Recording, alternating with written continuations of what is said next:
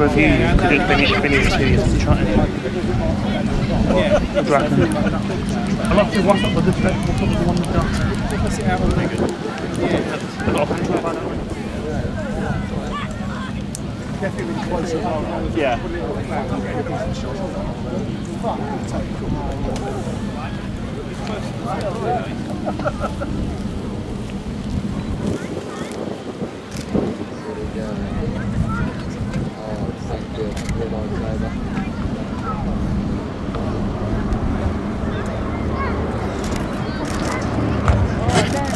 Now, ladies and gentlemen, from your right, the commemorative Air Force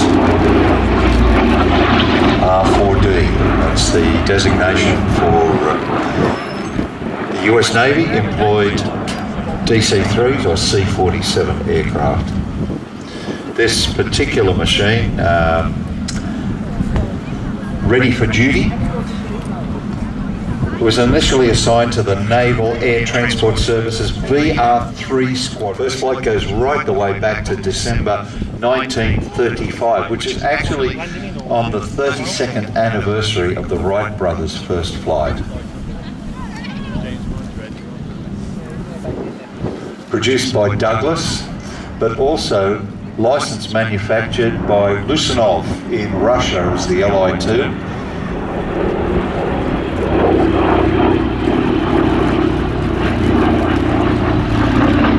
And ironically also produced by Showa Nakajima in Japan and used in the Pacific campaign, where some of those aircraft caused a lot of confusion. The Lusanov aircraft, some of those were fitted with gun turrets just above and behind the cockpit area. Evolved originally from the DC-1 and the DC-2, DC standing for Douglas Commercial. The DC-3 was designed to provide a wider aircraft with sleeper berths for transcontinental United States flights, particularly United Airlines. Prior to World War II, there were about 400 of these flying in countries around the world, and also KLM operated them on the then longest scheduled air service in the world from Amsterdam, Jakarta to Sydney, Australia.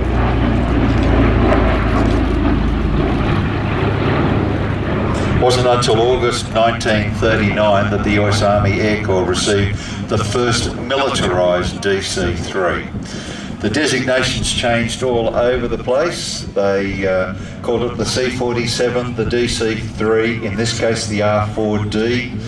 They even had a 16,700 C-47s produced, and they and the Jeep were credited with being the tools that allowed the Americans particularly to provide maximum war effort and to help end the conflict.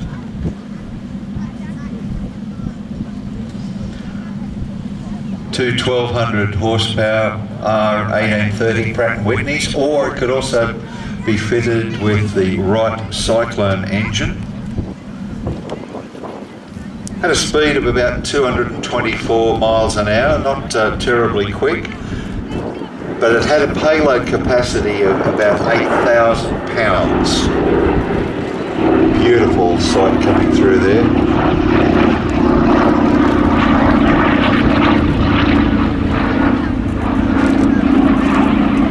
Extremely versatile. They could carry light artillery, jeeps, troops, supplies. In Vietnam, they actually continued to operate the aircraft for transport, but there was one very deadly version, the AC-47, that used 6 Vulcan Gatling guns. Now those Gatling guns were bolted to the floor of the aircraft and set to fire down at an angle out of the side windows, only on one side. And they would fly in a continuous cone at a specific altitude above the ground, and they could rain down fire with about 36,000 rounds per minute.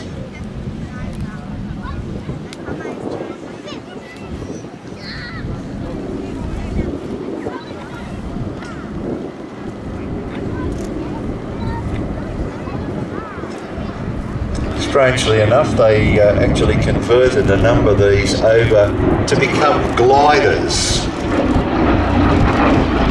Remove the engines, got the centre of gravity in the right spot, and just fared over the spots on the wings where the engines would have been. Must have been a very strange sight seeing a DC-3 without engines, and particularly a silent one.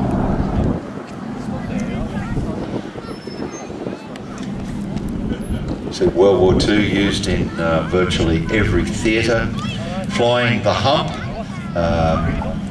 between India and China, taking supplies in there.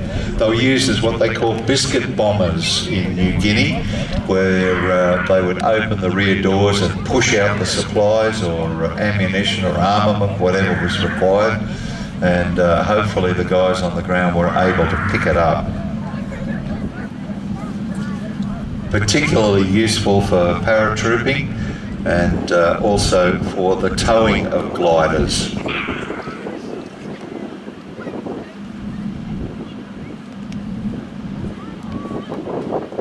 That was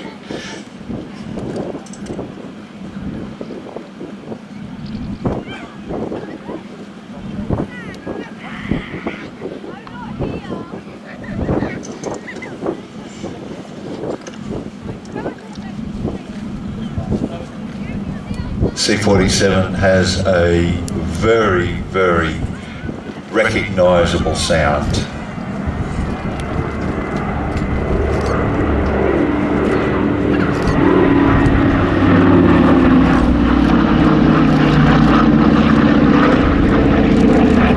Of course, a lot of these became famous for opening many airlines all the way around the world, whether they be passenger or cargo, and some used for more nefarious purposes, carrying white powder.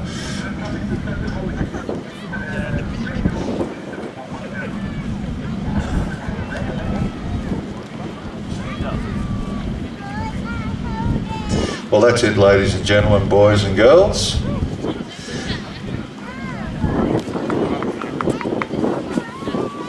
It's the last time we'll be seeing the C-47 here at Ragley.